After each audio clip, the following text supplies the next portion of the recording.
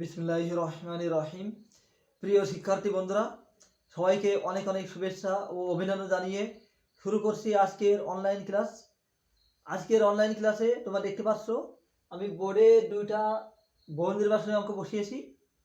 এই অঙ্ক দুইটা মূলত তোমরা যদি তোমাদের পাঠ্য বই দেখো তো সেখানে দেখতে পাবে অধ্যায় 13, অধ্যায়ের নাম সসীম ধারা। তো এই সসীম ধারার ভিতরে আবার ধারা নিয়ে আলোচনা, অর্থাৎ ধারা দুই প্রকার, একটা হলো সমান্তর ধারা, একটা গুণোত্তর ধারা। তো 13.1 আছে সমান্তর ধারা। তো সেই সমান্তর ধারা নিয়ে আজকে আলোচনা করব। তো আগেই আমাদের জানতে হবে যে সমান্তর ধারা কাকে বলে। তো প্রথমে ধারা সম্পর্কে নিশ্চয়ই তোমরা জানো, তো তারপরে আমি ধারাটা প্রথমে আলোচনা করি। ধারা কি? যেমন কোনো প্লাস বা মাইনাস চিহ্ন আকারে পরপর সাজানোকে ধারা বলা হয়। যেমন 1 + 2 + 3 এভাবে, বা মাইনাস যাই হোক এভাবে দিয়ে এটাকে বলা হয় ধারা। তো আমরা ধারা শিখলাম। তো এবার আসছে সসীম ধারা আর অসীম ধারা। তো সসীম ধারা মানে আমরা বুঝি যেমন 1 + 2 + 3 + ডট ডট, এটা কিন্তু অসীম ধারা, কারণ লাস্টে কিন্তু কত সেটা দেওয়া নেই। তো আমি যদি লাস্টে এরকম দিয়ে দিই +19 বা 20 বা 21 এভাবে যদি দিয়ে দিই, তাহলে সেটা হলো সসীম ধারা হয়ে গেল। তাহলে আমরা শিখলাম যে সসীম ধারা মানে যে ধারার শেষ আছে, আর অসীম ধারা মানে যে ধারা চলতেই আছে, ওর কোনো শেষ নাই। তো আশা করি তোমরা এই দুটো শিখতে পেরেছো যে ধারা কি, সসীম ধারা কি এবং অসীম ধারা কি। তো এখন আমরা সমান্তর ধারা নিয়ে আলোচনা করবো। তো সমান্তর ধারা কাকে বলে তোমাদেরকে আগে শিখতে হবে। যে আমরা জানি যে কোনো ধারার যে কোনো সংখ্যা, অর্থাৎ কোনো ধারার যে কোনো পদ ও তার পূর্ববর্তী পদের পার্থক্য যদি সবসময় সমান হয়, তাহলে তাকে বলা হয় সমান্তর ধারা। তো যেমন আমি উদাহরণ দিচ্ছি, যেমন আছে 2 + 4 + 6 + ডট ডট। তো এটাকে আমি বলেছি যে কোনো ধারার যে কোনো পদ ও তার পূর্ববর্তী পদের বিয়োগফল বা পার্থক্য যদি সবসময় সমান হয়, তাহলে তাকে বলা হয় সমান্তর ধারা। তাহলে দেখো এখানে 6 থেকে 4 বিয়োগ করলে 2 হবে না, 6 - 4 = 2 হয়।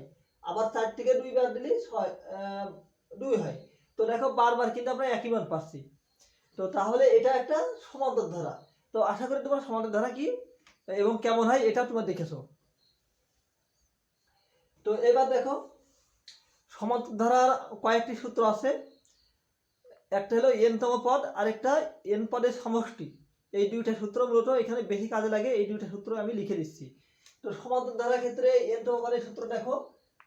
সমান্তর, আমি যেহেতু সমান্তর ধারা নিয়ে আলোচনা করছি, তো সমান্তর ধারা n-তম পদ আমরা লিখবো যে n-তম পদ। তো n-তম পদের সূত্র a + n - 1 * d। তো দেখতে পাচ্ছ এখানে লিখেছি যে সমান্তর ধারার n-তম পদ a + n - 1 * d। তো এবার n পদের সমষ্টি সূত্র, আমাদের n পদের সমষ্টি আমরা লিখবো n পদের সমষ্টি।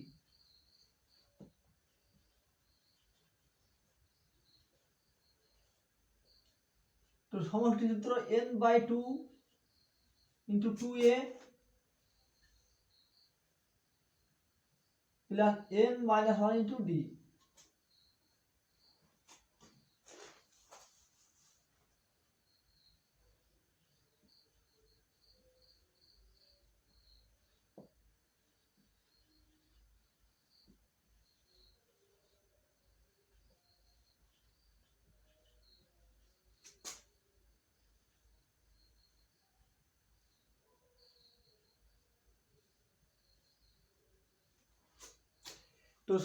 তো আমি লিখেছি যে n পদের সমষ্টি সূত্র n/2 * 2a + n - 1 * d।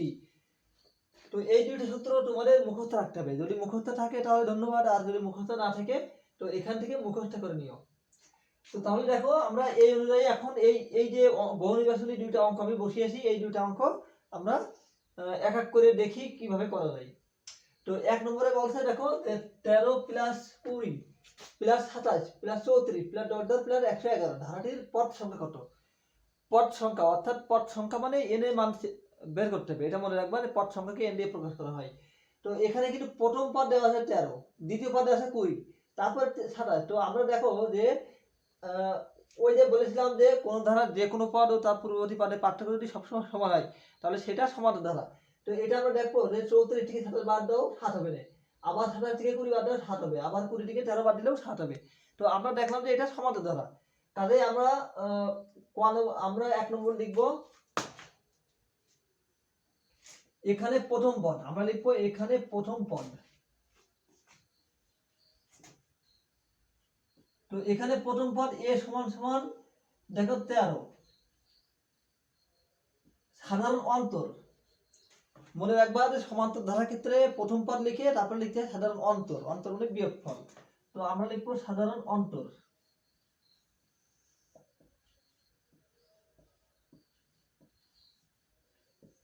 তো সাধারণ অন্তরকে ডি দিয়ে প্রকাশ করা হয়। তো ডি সমান পরবর্তী পদ, অর্থাৎ 20 বিয়োগ 13, যে কোনো একটা আমরা লিখে দেখাবো যে এটা 7 হচ্ছে।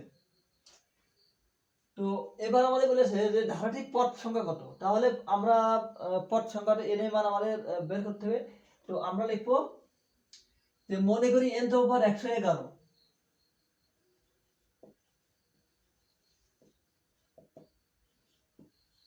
n তম পদ 111, কিন্তু আবার আমরা জানি যে n তম পদ। তো আমরা লিখবো যে আমরা জানি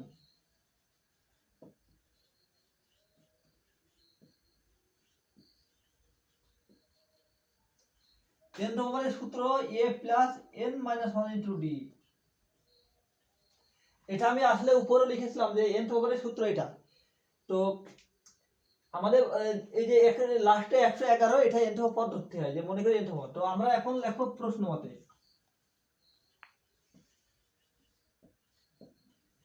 a plus n minus 1 into D সমান সমান 111। তো দেখো বা a মানে আমাদের কিন্তু 13 প্লাস n এর মান বের করতে হবে। তো n minus 1 into D, D মানে আমাদের 7, 111। তাহলে বা 7n মাইনাস 7 কে 7 গুণ করলাম আমরা, তাহলে 111। তো এবার কি হয় দেখো যে 13 থেকে 7 বিয়োগ করলে 6 হয়। তো 6 প্লাস 7n হয় সমান সমান 111। তো এখান থেকে যদি আমরা এবার করি বা 7n সমান 111 বিয়োগ 6, তো বা 7n সমান সমান আমাদের হয় 105। আছে 1, আমাদের এটা বিয়োগ করলে 105 হয়। তো বা আরেক এখান থেকে আমরা আরেকটু করি, যে এরপর আমি এখানে চলে আসছি। তো দেখো বা n এর সাথে 7 গুণ অবস্থা আছে। তো n সমান সমান 105, তার নিচে যদি আমরা 7 লিখি তাহলে কিন্তু কাটাকাটি করলে 7 15 105 হয়। তো তাহলে n এর মান আমরা পেয়ে গেলাম 15। তো আসলে টিকের অঙ্ক, এখন যদি তোমরা দেখে মনে করো যে এত বড় অঙ্ক যদি করতে হয়, তো টিক 15 মিনিটে বা 30 মিনিটে 30টা টিক থাকে, সেই 30 মিনিটে 30টা টিক দেবো কিভাবে। তো তোমরা এটা মনে করতে পারো। তো আসলে যে এই অঙ্কগুলো তোমাদের বোঝার সুবিধাটা আমি করে দেখালাম যে কিভাবে হয়, কিন্তু তোমরা যদি বারবার চর্চা করার পরে পরীক্ষা যখন পড়বে তখন কিন্তু একবারে তোমরা খুব তাড়াতাড়ি পেরে যাবা। তো প্রথম প্রথম তোমাদের শিখতে হলে ভালোভাবে এভাবেই অঙ্কের মতো করে শিখতে হবে যে কিভাবে আসলো এটা, তাই আমি সেভাবে দেখালাম। তো 1 নম্বরে দেখো অপশন ছিল 10 13 15 20। তো আমাদের যেহেতু এর মান 15 বেড়ে গেছে, তো তাহলে আমরা দেখলাম যে এখানে 15 আছে গ নম্বর অপশনে। তো এই আমাদের গ হবে উত্তর। অর্থাৎ তোমরা যে তোমাদের যে ঘর পূরণ করতে বলবে সেই গ নম্বরে তোমরা ওটা বৃত্ত ভরাট করবা। তো তাহলে 1 নম্বরটা তোমরা বুঝতে পেরেছো যে কিভাবে আমরা অঙ্কটি করলাম। তো এখন তাহলে আমরা 2 নম্বর অঙ্কটি করব।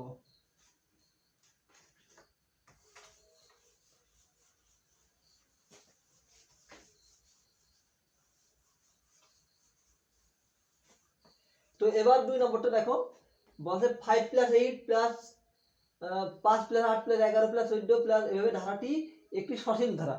তো সসীম ধারা কাকে বলে আমি কিন্তু প্রথমেই বলেছিলাম যে কোন ধারা যদি শেষ পদ থাকে, অর্থাৎ যেমন এই যে একটা উপরে 1 নম্বর যে ইয়ে দিয়েছিল, উদ্দীপক দিয়েছিল 13 plus 20 plus 27 plus 34 plus dot dot plus 111। তো এরপরে কিন্তু ডট ডটের পরে কিন্তু আছে, অর্থাৎ শেষ একটা মান ছিল, এই কারণে এটাকে বলে সসীম ধারা। তো তাহলে যেহেতু এখানেও আছে যে প্লাস 62, তো এরপরে কিন্তু আর ডট ডট নেই, মানে এইটাই শেষ। তো এই কারণে এটা একটা সসীম ধারা। যদি এই 62 না থাকতো তাহলে কিন্তু অসীম ধারা হতো। তাহলে আমরা দেখলাম যে 2 এর 1 নম্বর সঠিক, অর্থাৎ এটা একটা সসীম ধারা হবে। এবার বলছে একটি একটি গুণোত্তর ধারা।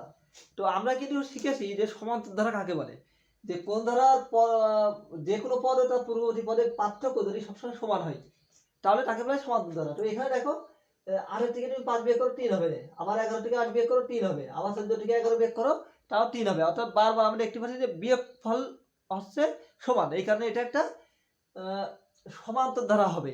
কিন্তু ওরা বলেছে গুণোত্তর ধারা, এই কারণে ওটা মিথ্যা। তো গুণোত্তর ধারা যেহেতু ওখানে আলোচনায় আছে, তো গুণোত্তর ধারা কাকে বলে আমাদের এটা যদি শিখতে হবে যে কোনো ধারা যে কোনো পদ ও তার পূর্ববর্তী পদের ভাগফল যদি সবসময় সমান হয় তাহলে তাকে বলা হয় গুণোত্তর ধারা। যেমন আমি একটা উদাহরণ লিখছি 3 + 9 + 27 + ডট ডট এভাবে।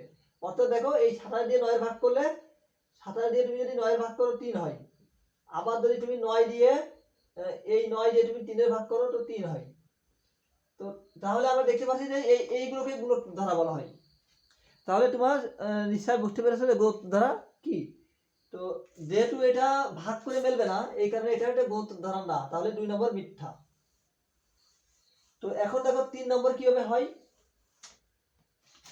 বলছে এর 19তম পদ 59, 19তম পদ অর্থাৎ এর 19তম পদ। তাহলে আমাদের আগের মতো লিখতে হবে যে এখানে প্রথম পদ। তো আমরা লিখবো এখানে 2 নম্বর করছি আমরা, তো 2 এর 3 নম্বর করছি যে প্রথমে লিখতে হবে এখানে প্রথম পদ এর সমান, এখানে প্রথম পদ এর সমান 5। তো সাধারণ অন্তর আমরা লিখবো সাধারণ অন্তর,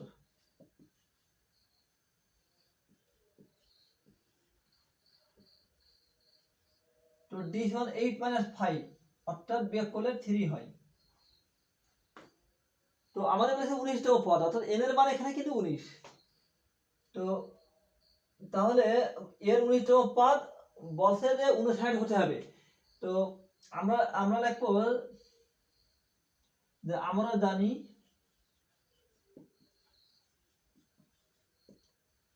n তম পদ সমান a + n - 1 * d। তো তাহলে সুতরাং আমাদের বলেছে 19তম পদ, তো n মানে কিন্তু এখানে 19, তো 19তম পদ তাহলে আমরা বের করি 19তম পদ কত হয়। তো দেখো এ অর্থাৎ আমাদের কিন্তু এর মান 5, তো আমরা লিখলাম এর মান 5 প্লাস n এর জায়গায় কিন্তু 19 দিতে হবে যেহেতু 19তম পদ, তো -1 * d মানে আমাদের 3। তো আমরা লিখতে পারি 5 প্লাস 19 থেকে তুমি যদি 1 বিয়োগ করো তো 18 হয়, তো 18 * 3, তো 5 + 3 18 54। তো এই দুটো যদি যোগ করো তাহলে কিন্তু 59 হয়। তো আমরা দেখতে পারলাম যে এর 19তম পদ 59 অর্থাৎ 59 আমরা বের করলাম। তো আমরা দেখলাম 3 নম্বর সঠিক। তাহলে আমাদের উত্তর হয়েছে 1 এবং 3, অর্থাৎ অপশনে দেখো ক নম্বর অপশনে ছিল 1 ও 2, 1 ও 2। তো এটা যেহেতু আমাদের 1 আর 3 হয়েছে তো এটা মিথ্যা, তাহলে 1 আর 3 মানে খ নম্বর অপশনে আছে, তো এইটাই হবে আমার উত্তর। তাহলে তোমরা দেখলে যে এই ট্রিকগুলো কিভাবে করতে হয়। তো আমি আবার বলছি যে তোমাদের পরীক্ষায় কিন্তু এত সময় পাবা না, এভাবে অঙ্ক করার সময় পাবা না। তো মুখে মুখে যারা আসলে ভালো পরীক্ষার আগে যারা ভালো করে চর্চা করবে অঙ্কগুলো, তারা আসলে পরীক্ষার সময় অঙ্ক দেখেই কিন্তু বলতে পারবে যে কোনটা উত্তর হবে, অথবা মুখে মুখে হিসাব করে পারবে। তো তার জন্য অবশ্যই তোমার আগে ভালো করে চর্চা করতে হবে। তো তোমরা যদি পরীক্ষার আগে যদি ভালো করে হিসাব চর্চা করো, এই অঙ্কগুলো বারবার করো, তাহলে তোমার পরীক্ষার সময় ইজি হবে এইসব টিকের উত্তর খুব সহজে দিতে পারবা। তো দুইটা অঙ্ক তোমরা দেখলে, দুইটা বনি বাসনি। তো আশা করি যারা যারা দেখেছো সবাই বুঝতে পেরেছো। তো ভিডিওটি দেখার জন্য সবাইকে ধন্যবাদ। সেই সাথে আমার পরবর্তী ক্লাস দেখার আমন্ত্রণ জানিয়ে আজকের মতো এখানে শেষ করছি। আল্লাহ হাফেজ।